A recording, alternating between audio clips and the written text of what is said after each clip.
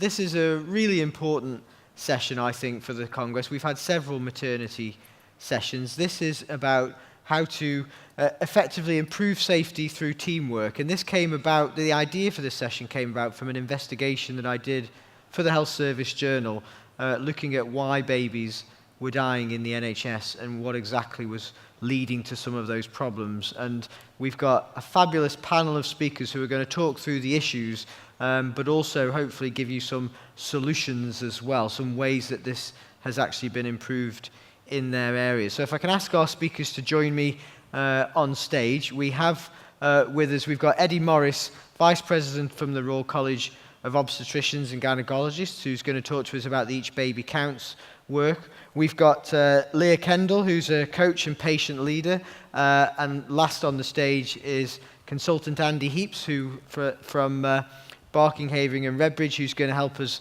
with some of the work and improvements that he did. Leigh, if I could ask you to kick us off, if you could, if that's okay. Are you staying here, or do you want to use the lectern, whichever you... Sure, I do have a presentation, so... Yeah, do you want to use the lectern then, in that case? And then we'll put the slides up as you... So super, thank you very much.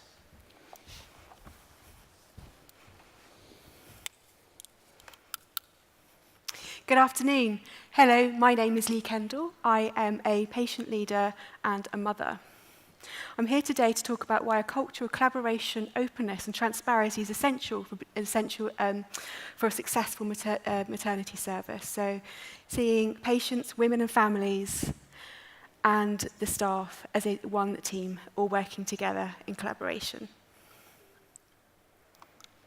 This is my son Hugo. I'm going to be talking a bit more about him in just a moment. So Hugo was born in February 2014 when I was just 24 weeks pregnant.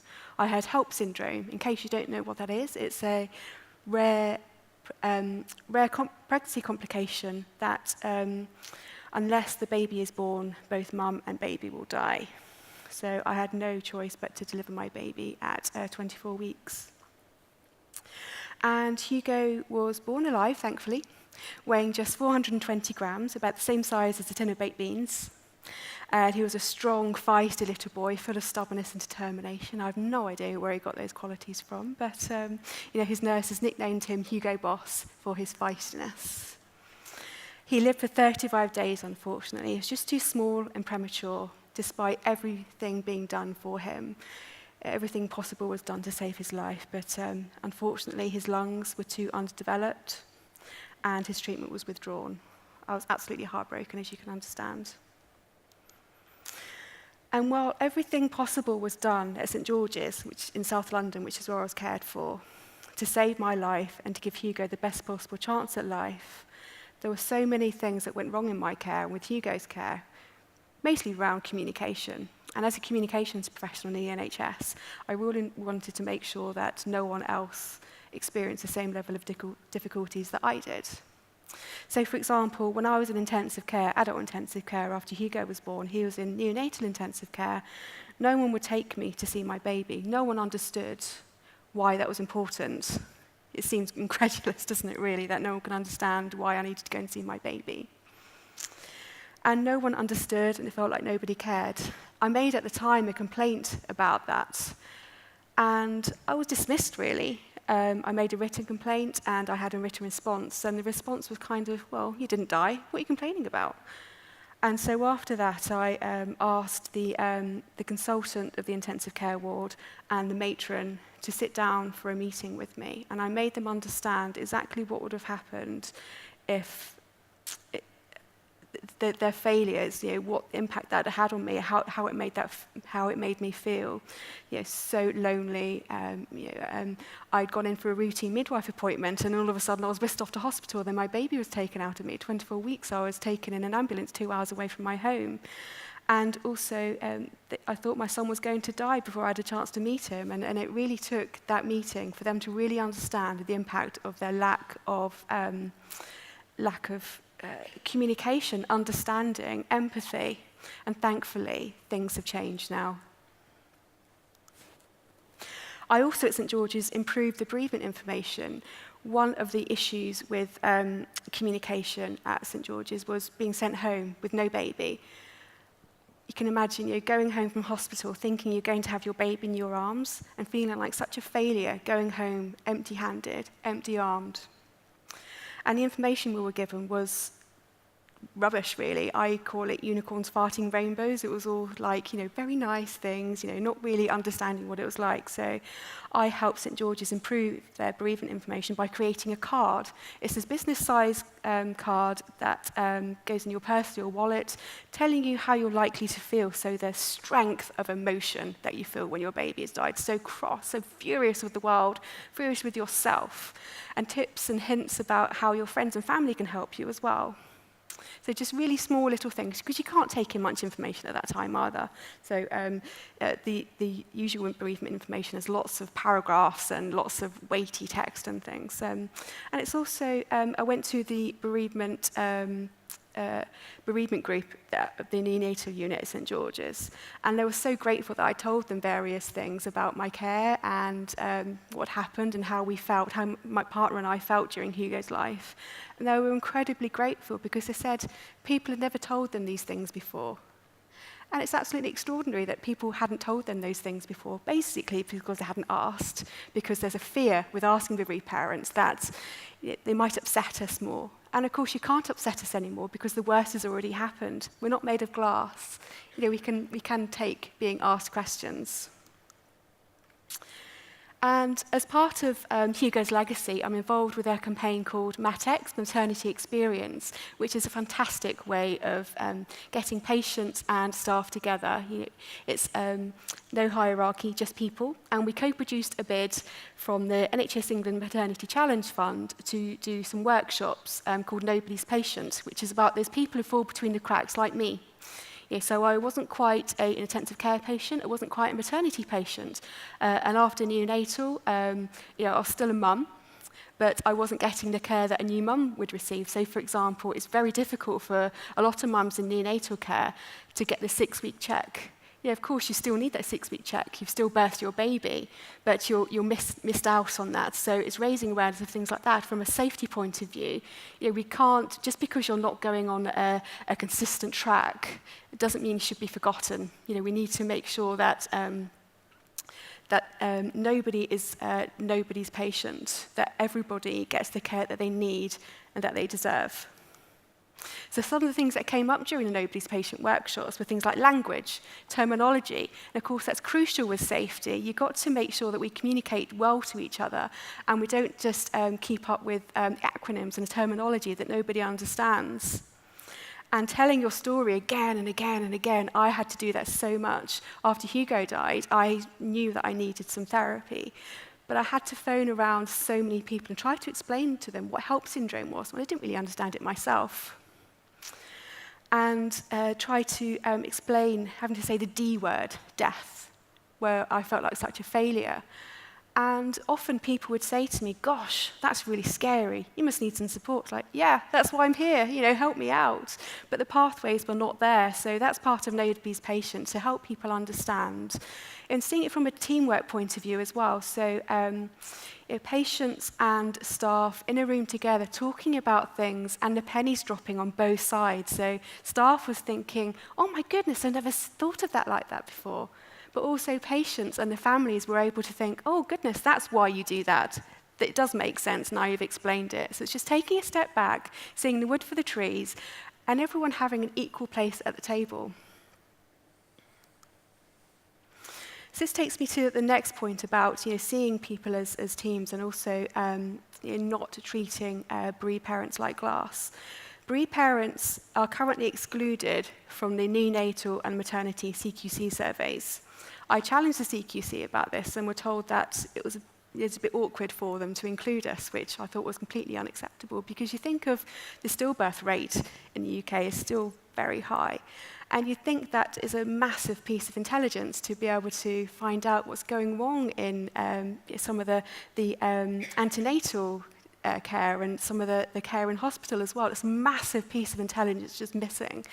And we need to include this. We need to have that teamwork. We need to have that dialogue and communication. We want to help. We don't want to bite your heads off. And we don't want to, I think sometimes with co-production, there's a fear of being told horrible things, but just engage us.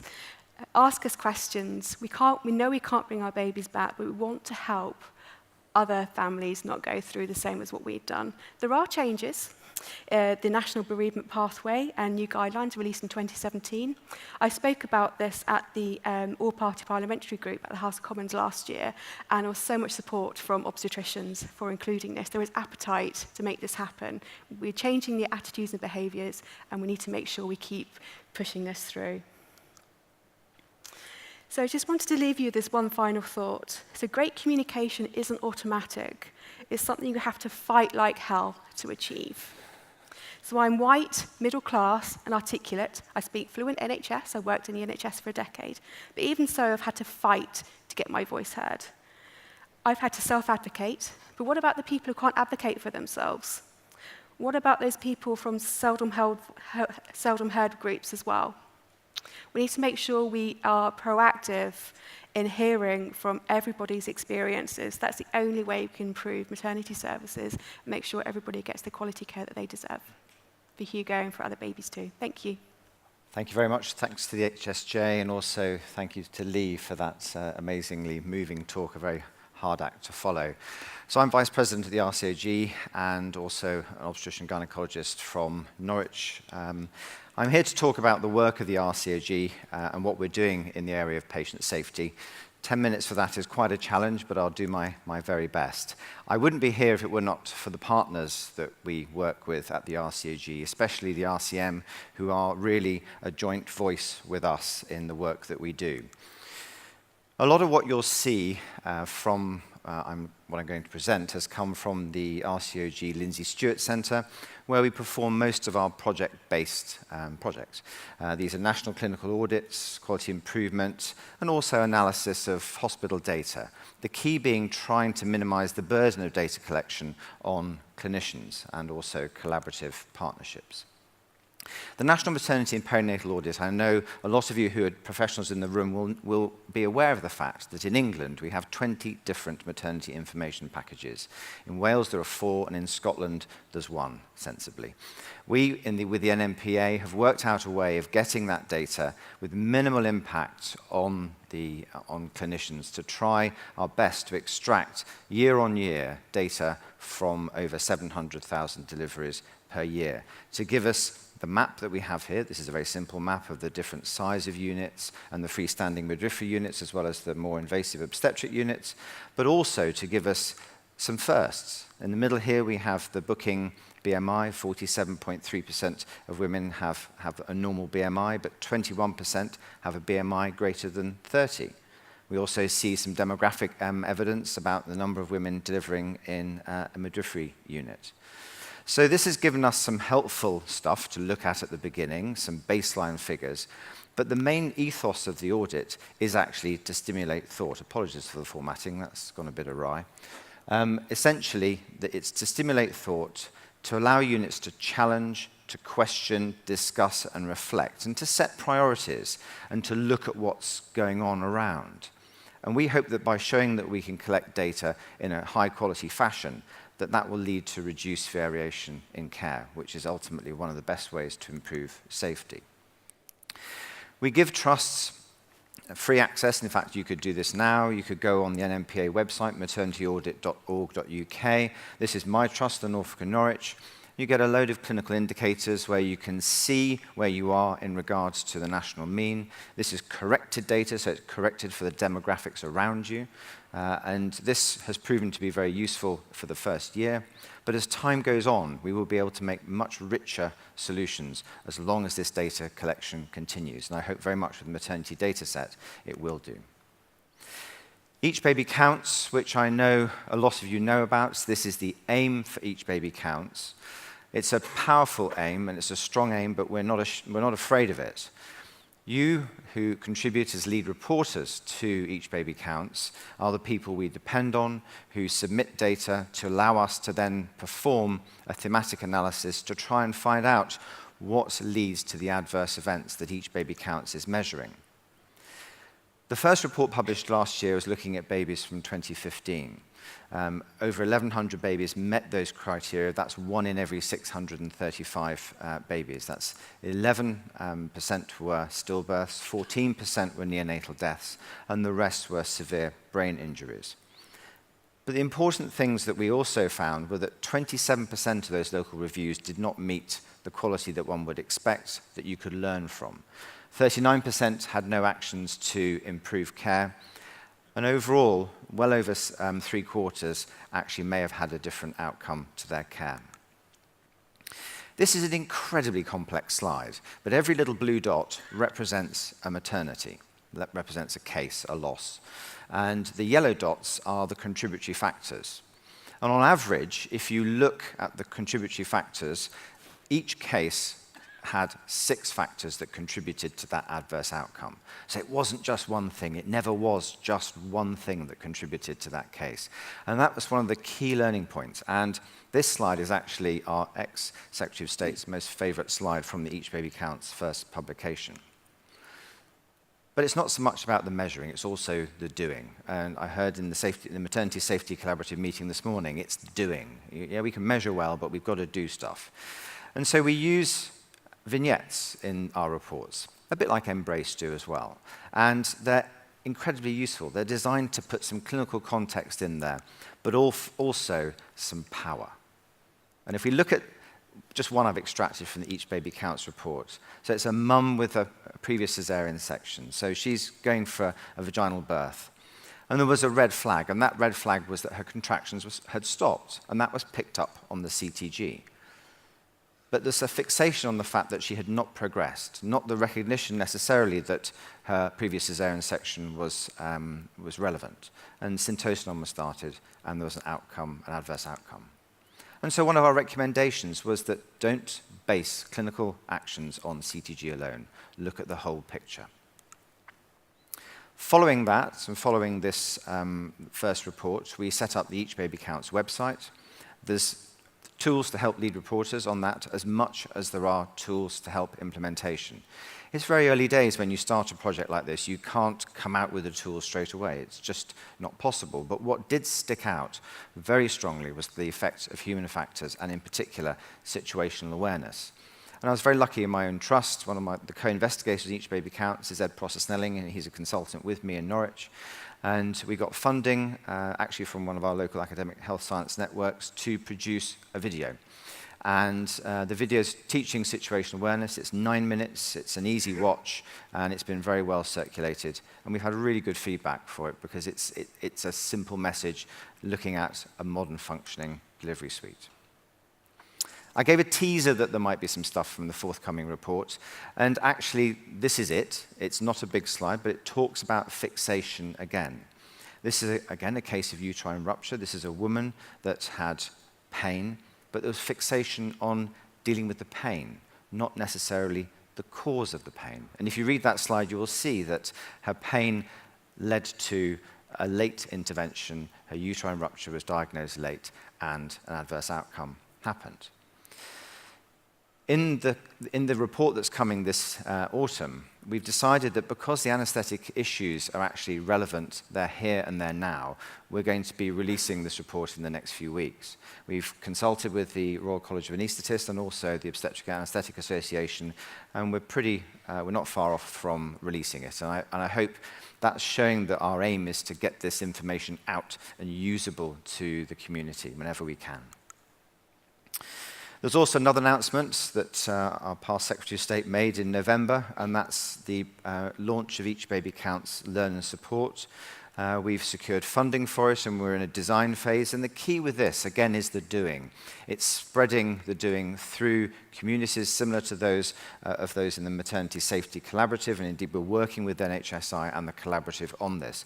And this is employing people locally. This has people employed within their networks to try and get the messages from processes such as Each Baby Counts and the NMPA and get that learning out there and, importantly, sustained, so doctors and midwives together. I guess it wouldn't be the RCOG if we didn't aim high, being a Royal College, you've got to keep aiming high, and we want to reduce perinatal mortality and severe morbidity, like I'm sure everyone in the room wants to.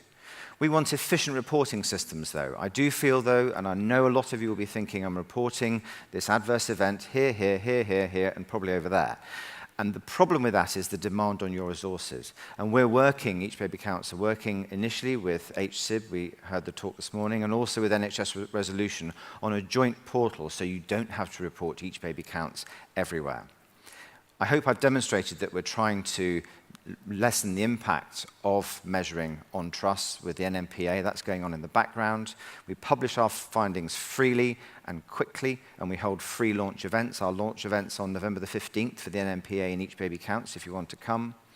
But we would like to see improvement programs, much as the collaborative want to, where people want to work, they're committed to help, and they want to share best practice. With the NMPA, you can compare yourself against next door. But also, we'd like to help families make their choice about the place of birth.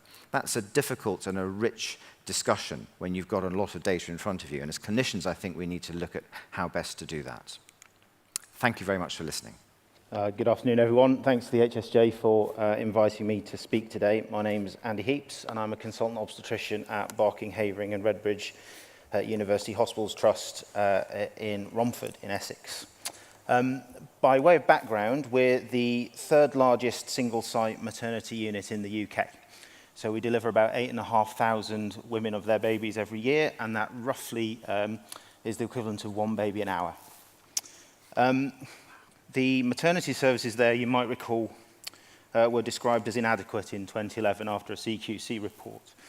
That was due to a run of maternal deaths and other adverse outcomes. And as part of the investment the Trust made in the services, there was an expansion in consultant numbers, and I joined the Trust in 2013 as labour ward lead. And one of the things I noticed was that on our risk register since 2009 had been a risk of unexpected admissions to the neonatal unit due to poor CTG interpretation. And when I look back over that risk on the risk register, I didn't see much evidence of any actions taken to address it. So I decided to have a look at all of the SIs involved with unexpected admission to the neonatal unit. And actually, when you looked at the root causes, it was largely that these were good doctors and midwives who had made a mistake, and the recommendations for learning had been that they reflected with their supervisor and completed their appraisal. Now, it was around that time that I was starting to get really interested in some of the work of Sidney Decker, who I know has been here over the last couple of days, and some of his work on second victims. And one of his lines that really hung around in my head was, why did that action make sense at that time? And in order to understand why something makes sense at the time that it happens, you've got to really understand the culture of the unit you're working in. Now, I'm an obstetrician and not an intensive care doctor, so I'm not very bright. So I have a really simple definition of the word culture, which is the way stuff gets done around here. So the only way to really understand how the way that stuff got done at work was to stick my scrubs on and spend 3 weeks on the labour ward working with the staff to really understand the things that drove people. And actually, after a few days, it became really clear that midwives didn't trust other midwives, midwives didn't trust doctors, and doctors didn't trust midwives. Now, a large part of that was a large agency use of midwives, and new staff arriving every day and no one able to build a relationship. So one of the first things we did was talk to the Trust, and we increased the bank rate and abolished agency staff. So we only employed our own staff in the unit. Because of the lack of trust, there was a failure to get second reviews on CTGs, and people felt that if they raised a question, they'd be criticised. And if they got involved with a second review and they made a mistake, they would also be criticised if there were a poor outcome. So what we started to do was deepen the conversations that were going on. It was really important to understand why people felt they couldn't trust each other, and to use the talent that they had inside them to start rebuilding those relationships so that they felt they could support each other. as Eddie just talked about, it was important to rebuild a sense of teamwork on the labour ward. So we stopped having a reactive consultant-led CTG teaching session, which was done in people's own time, and we pulled it into paid time. And it was led by a midwife who then became a CTG specialist midwife who was supernumerary and worked on the labour ward, just going in and out of rooms, supporting midwives and doctors, and really starting to understand how they could improve their CTG and interpretation skills. And it was an ongoing conversation. We also put on quarterly CTG half days for all staff and created what we now call a license to practice on the labour ward, but it meant that people had to have gone through that training before they were on the labour ward shop floor. That is a proactive training session, it's not punitive, and we support people who don't get through the assessment to get them back onto the shop floor.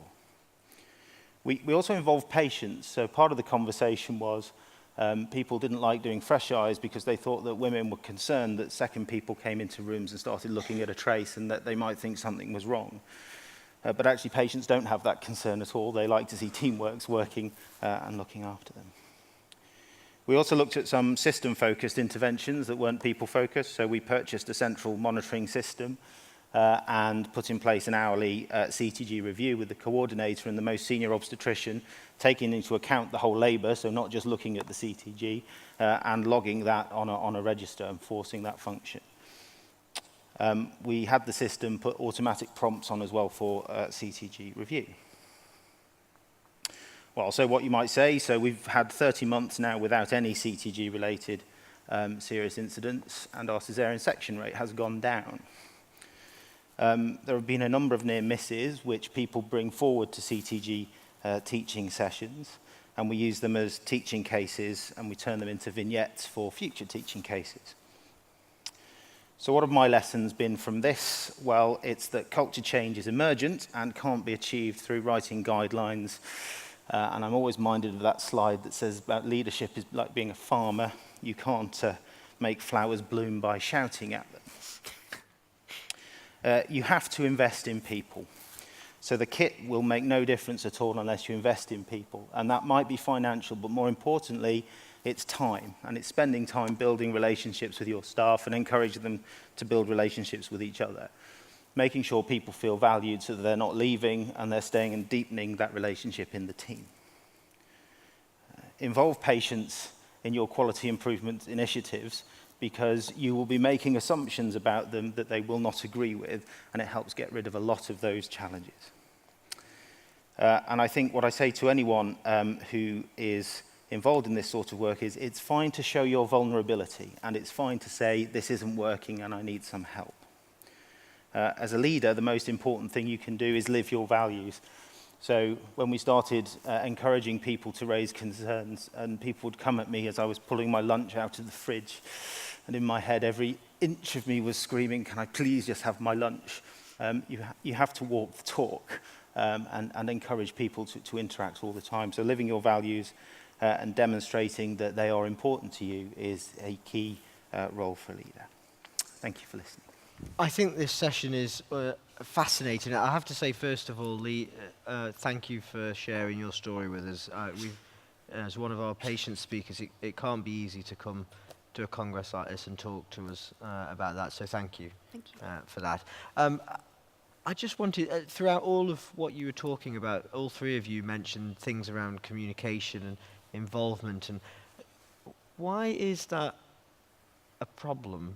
Is it a particular problem with maternity, or is this more general? Because all of you mentioned it in one way or another, and I don't know who best maybe think. I mean, Andy, I don't know. You obviously worked on that really very specifically at your trust.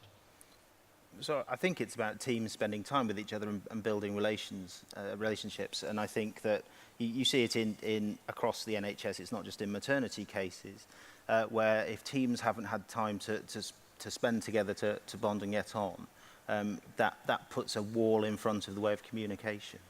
Now, it's not always possible to have that sort of that time to do that. So I think making people aware that it's an issue is then a way that they can focus on it and really try and work hard at it. Eddie, I think you mentioned there were 6 on average, contributory factors to any kind of incident. How often did a lack of team working or communication between members of the team feature in those? It's one of the more frequent reasons for an adverse outcome, and this is why one of our areas of concentration is indeed human factors, because even if you've got a well-functioning team under pressure, they may not communicate as well if they're not aware of the problems that can lead to poor communication. But equally, if they start off as a poorly functioning team, then the problems may be more severe and more evident. So one of the things that at the college we're trying to do is to look at everything through obstetric, but also with the Royal College of Midwives through midwifery practice, is what actually in human factors can be relevant in these situations, and we're producing a human factors group to try and bring everything together, because if you look at the work streams of both colleges and in maternity practice, you'll see human factor problems in various dotted areas that if you brought them together, you can handle them much more efficiently. Andy, the work you did in your trust, I know there was a statistic around your CTG errors where you went from, I think, 75% of all your incidents were CTG related. You brought in your new system, and you had 0 for 11 months, I think it was.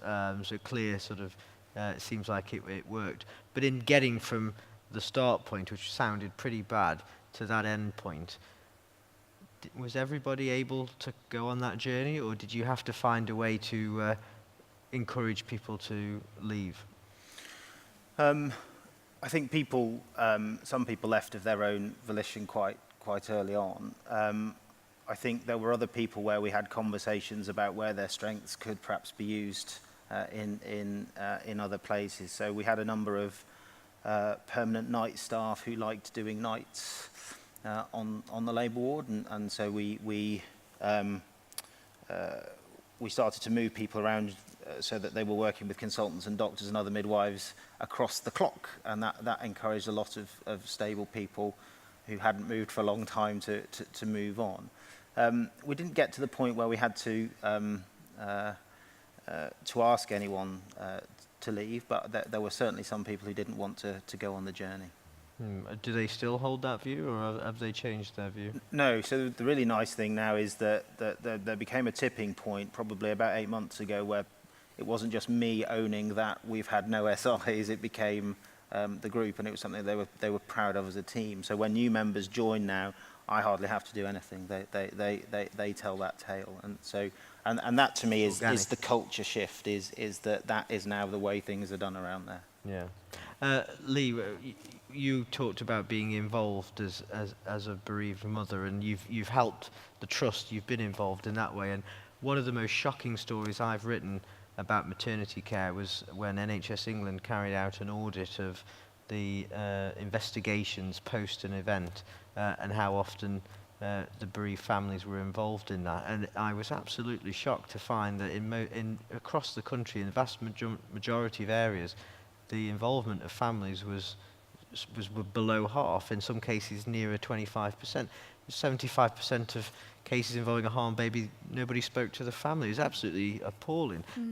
What advice do you have for the room around how to go about involving a bereaved? Because I imagine some people might be a little bit frightened of it. We've got end-of-life care sessions on at the Congress where, in a way, it's the same issue. People are a little bit uncomfortable with it. What would be your advice to people in the room about getting someone like you into the trust to help? Sure.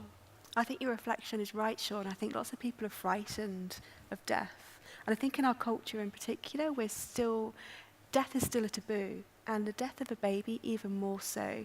People just don't like to talk about it. And you think professionals would be different, but actually they're not. They're very afraid of perhaps saying the wrong thing. So I think the best thing to do is, even before you've left the hospital, give something like the card that I created for St George's, saying what the next steps are, how to get in touch with the hospital when you're going to have a question, which we will have questions, because a lot of the time communication is such a bombardment. You're given the opportunity to ask questions, but you don't even know how to articulate those questions. And then it's only afterwards you think, oh gosh, I wish I could have said that, but then you don't know how to get in touch again. So it's giving the parents the opportunity and the pathway to get in touch, and also taking the time to get in touch with the parents at a time and a place that's inconvenient to them. Go and see them in their home, perhaps. Go and see them somewhere neutral. A lot of the time, parents are invited back into the hospital, so where things happened, which is obviously a big trigger. Yeah. So that can be off-putting and it's very insensitive. So it's, and of course, there is no one-size-fits-all.